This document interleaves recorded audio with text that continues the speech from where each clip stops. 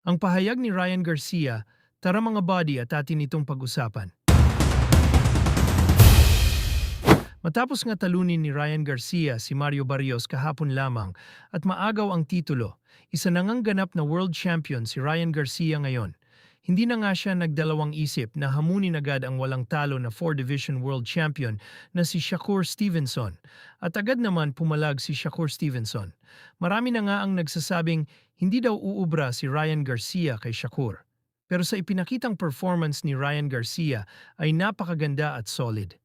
Ganon din naman ang sinabi noon ng mga legend na hindi daw siya uubra kay Mario Barrios. Pero sa nangyaring laban ay napahiya ang mga nagsabing hindi uubra si Ryan Garcia.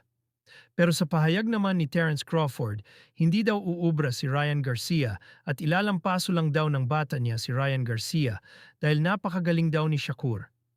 Mahihirapan lang daw butasin ni Ryan Garcia ang depensa ni Shakur.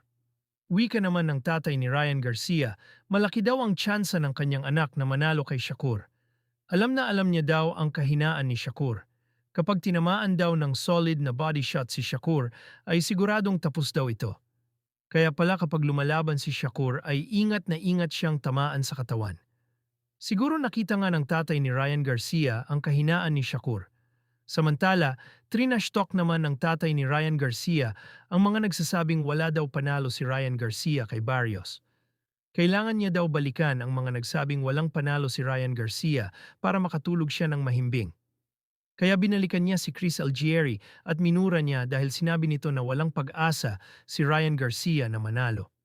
Ganon din kay Robert Garcia dahil sa pahayag nito ay hindi daw aabot ng round 6 si Garcia. Kaya makakatulog na daw siya ng mahimbing dahil nailabas na niya ang galit niya sa mga haters nila. Sa kabilang banda naman mga buddy, nag-trending ang ating pambato na si Marlon Pagalpalan matapos itong matalo at ma-technical knockout via second round sa kamay ng Japanese knockout artist na si Jin Sasaki.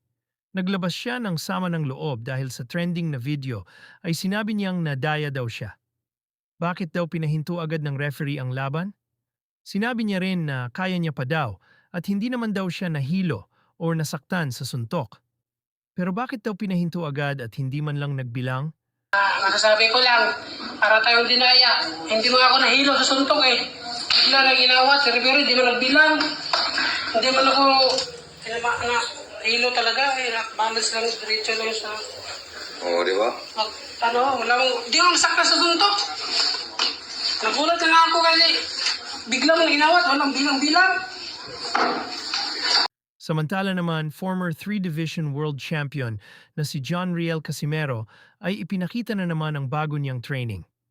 Sa post niya sa Facebook ay makikitang nagbabike siya sa tubig. Ito pala yung training namin dito sa planeta ni Kuya Lods. Ganito yung binibigay niyang training kay Cuadro Alas. Ito yung technique. Ito yung technique na bagong training namin.